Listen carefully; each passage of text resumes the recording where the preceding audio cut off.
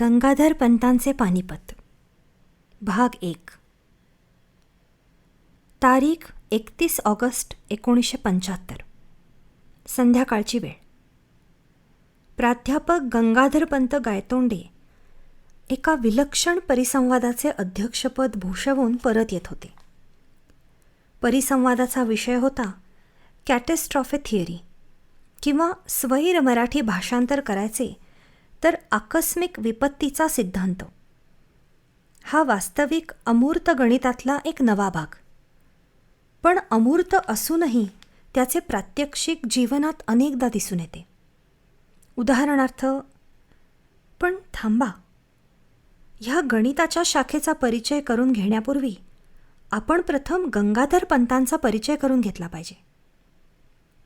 गंगाधर पंत हे इतिहास संशोधक आणि प्राध्यापक म्हणून पुण्यात, महाराष्ट्रात, फार काय भारतात प्रसिद्ध आहेत. पण त्यांची विद्वत्ता प्रचूर पुस्तके न वाचलेले किंवा त्यांची प्रभावी भाषणे कानांवर न पडलेले असेही लोक असतील, म्हणून ही प्रस्तावना. गंगाधर पंतांची एक ख्याती म्हणजे सार्वजनिक समारंभांच्या अध्यक्षपणाबद्दल. 55 वर्षे वयापर्यंत गंगाधर पंतांनी 999 वेळा अध्यक्षपद भूषविले होते. हा आकडा वाटतो तितका मोठा नाही, कारण हिशोब सरळ आहे. आठवड्यातून एकदा ह्या रेटने वर्षातून 52 वेळा, म्हणजे 999 हा आकडा ओलांडायला 20 वर्षेसुद्धा लागत नाहीत. हा हिशोब गंगाधर पंतांनी पूर्वीच करून ठेवला होता. तिशीत असताना त्यांना समारंभाचे अध्यक्षस्थान स्वीकारण्यास निमंत्रणे येऊ लागली. प्रथम ते फक्त आपल्या विषयाशी संबंधित असलेल्या समारंभाचीच आमंत्रणे स्वीकारीत. पण पुढे हा संयम कुठल्या कुठे गेला. शेवटी कुठल्याही समारंभाला सहजपणे मिळणारे अध्यक्ष म्हणून ते ओळखले जाऊ लागले. कुठल्या तरी पुस्तकाचे प्रकाशन, शाळांचे वार्षिक दिन, सटरफटर परिसंवाद, 61वे 71वे किंवा कुठलेही वाढदिवस, मग ते व्यक्तीचे असोत किंवा संस्थेचे, गंगाधर पंत अध्यक्ष म्हणून हजर. कधी एखाद्या समारंभाचे अध्यक्ष नसूनही सवयीने ते व्यासपीठावरची मुख्य खुर्ची पटकावीत आणि मग नियोजित अध्यक्षाला माघार घ्यावी लागे. तेव्हा 55 वर्षे वयातच त्यांनी 999 पर्यंत मजल मारावी यात नवल नाही. मात्र 1000वा अध्यक्षीय प्रसंग त्यांनी इतिहासाकरता राखून ठेवला होता. आणखी 2 आठवड्यांनी पानिपतवरच्या परिसंवादाचे ते नियोजित अध्यक्ष होते. तोपर्यंतची इतर 20-25 आमंत्रणे त्यांनी मोठ्या संयमाने नाकारली होती. कॅटॅस्ट्रॉफे थिअरी म्हणजे काय, ह्या प्रश्नाचे उत्तर माहीत नसूनही त्यांचे 999वे अध्यक्षपद त्या विषयावरील परिसंवादाचे होते. पण ह्या कथानकासाठी आपल्याला त्या विषयाची माहिती, निदान थोडी कल्पना असणे आवश्यक आहे, कारण गंगाधर पंतांना आलेला विलक्षण अनुभव त्याच्याशी संबंधित आहे. न्यूटनपासून चालत आलेल्या गणिताचा शास्त्रज्ञांनी भरपूर उपयोग करून घेतला. सृष्टीत घडणाऱ्या घटनांची कारणमीमांसा करण्यासाठी शास्त्रज्ञांनी काही मूलभूत नियम तयार केले. त्यांच्या मुळाशी कल्पना एकच: कुठल्याही परिणामामागे काही कारण असते आणि कारणात थोडा बदल केला की परिणामातही थोडा बदल होतो. आपण ठराविक वेगाने वर फेकलेला चेंडू ठराविक उंची गाठतो. त्या वेगामध्ये कमी जास्त बदल केल्यास चेंडूने गाठलेल्या उंचीत त्यानुसार कमी जास्त बदल होतो. ह्यामागे न्यूटनचे गुरुत्वाकर्षणाचे आणि गतीचे सिद्धांत आहेत. गणिताद्वारे शास्त्रज्ञाला ह्या सिद्धांतांची मांडणी करता येते. पण सृष्टीतले सर्वच व्यापार त्या तऱ्हेचे गणित वापरत नाहीत. उदाहरणार्थ, 2 कुत्री भांडतात. त्यांच्या भांडणाचा शेवट एका कुत्र्याने पळ काढण्यात होतो. हे भांडण चालू असताना प्रत्येक कुत्र्यामध्ये भय आणि क्रोध दोन्ही असतात. त्यांच्या प्रमाणात मात्र बदल होत असतो आणि एकाएकी एका कुत्र्यात भय ठराविक मर्यादेपलीकडे वाढते आणि तो पळ काढतो. हा फरक अचानक घडतो. हाच प्रकार खेळात आढळतो. क्रिकेटमध्ये बॅटिंग करताना एखादी बाजू एकदम कोलमडते. पहिल्या 1-2 विकेट्स पडल्या तरी अजून डाव सावरेल हा आत्मविश्वास असतो. पण आणखी काही विकेट्स लवकरच पडल्या की एकदम त्याचे नर्वसनेसमध्ये परिवर्तन होते. अशा तऱ्हेच्या घटनांची कारणमीमांसा ह्या जुन्या गणितीय पद्धतीने देता येत नाही. म्हणून शास्त्रज्ञांना वाटे ह्या घटना गणितीय कक्षेपलीकडल्या आहेत. पण गेल्या दशकात ह्या घटनासुद्धा गणितीय व्यवहारात बसतील असे नवे गणित निर्माण झाले आणि ते म्हणजे कॅटॅस्ट्रॉफी थिअरी.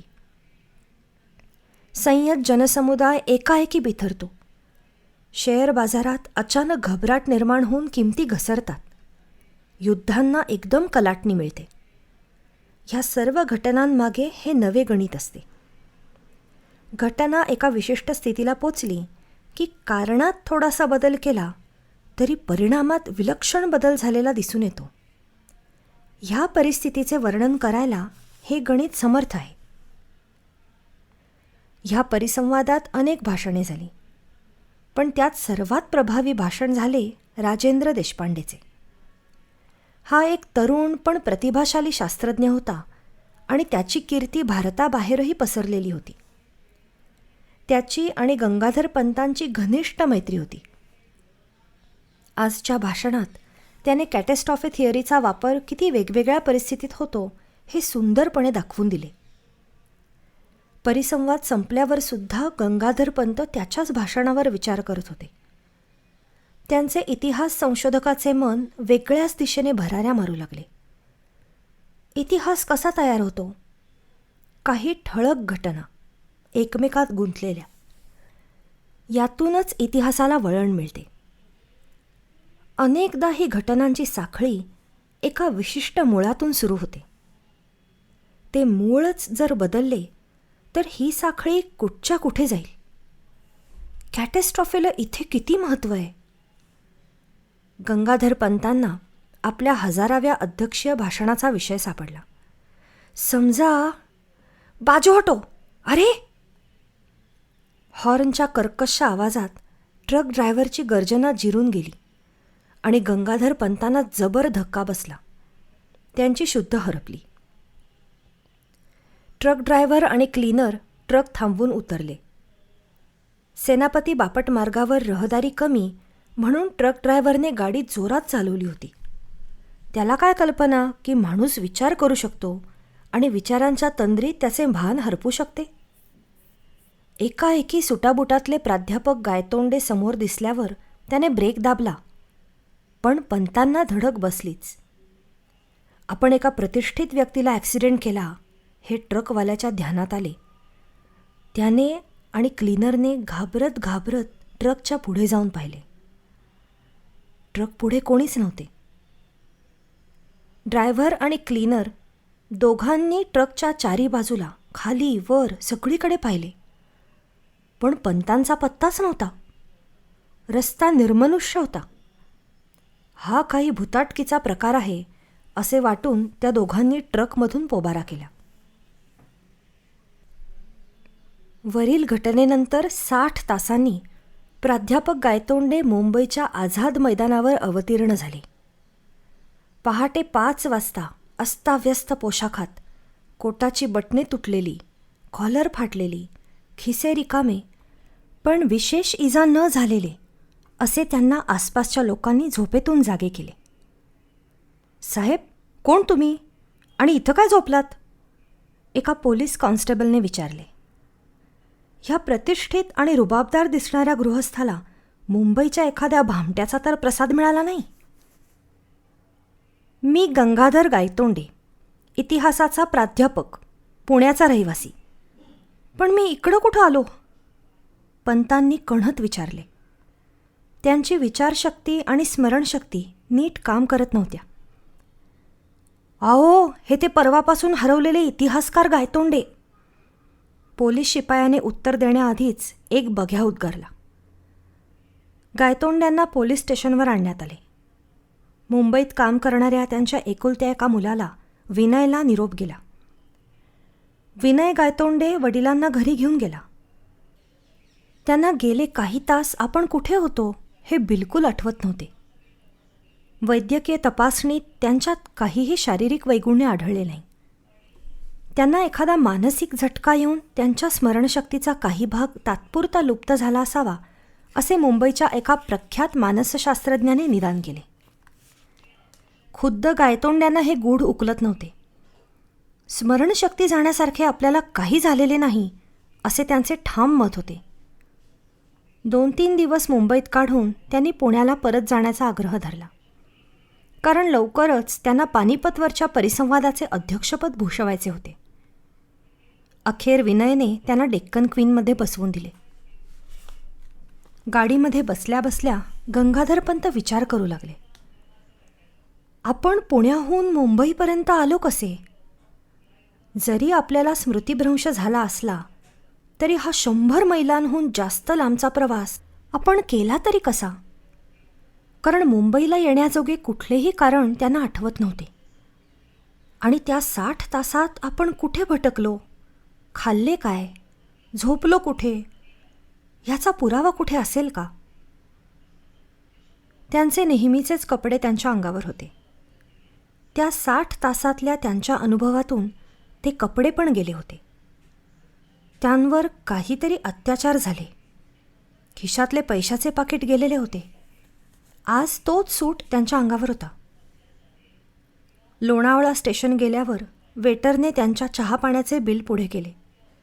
ते चुकते करायला त्यांनी खिशात हात घातला आणि कोटाच्या लायनिंगमध्ये त्यांना काहीतरी जाडसर कागद गेल्याचे जाणवले.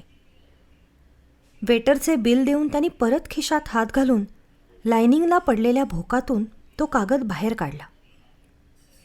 एका जुन्या पुस्तकाच्या पानाचा तो भाग होता. त्यावरील मजकूर डोळ्यांसमोर येताच गंगाधरपंतांची सर्व सुप्त स्मृती खाडकन जागी झाली. त्या 60 तासात काय घडले होते ते सर्व त्यांच्या मनःचक्षूंपुढे उभे राहिले आणि ते शहारले. कोण याच्यावर विश्वास ठेवील? ते स्वतःशीच पुटपुटले. हा कागदी पुरावा, छे छे, तो माझी स्मृती परत आणण्यास कारणीभूत झाला असला तरी लोकांना पटेल का? शेवटी बराच विचार केल्यावर त्यांनी राजेंद्र देशपांडेला भेटण्याचा निश्चय केला आणि त्यांनी एक महत्त्वाचा निर्णय घेतला. यापुढं कुठल्याही सभेत मी अध्यक्षस्थान स्वीकारणार नाही. ह्या भीष्म प्रतिज्ञेमागे कारण काय असेल? उगीच वेगवेगळे तर्क करण्याऐवजी त्यांनी राजेंद्रला सांगितलेली गोष्ट ऐकूया. पण गंगाधरपंतांना पाल्हाळ लावायची सवय असल्यामुळे ती गोष्ट थोडक्यात आणि तृतीय पुरुषात सांगितलेलीच बरी.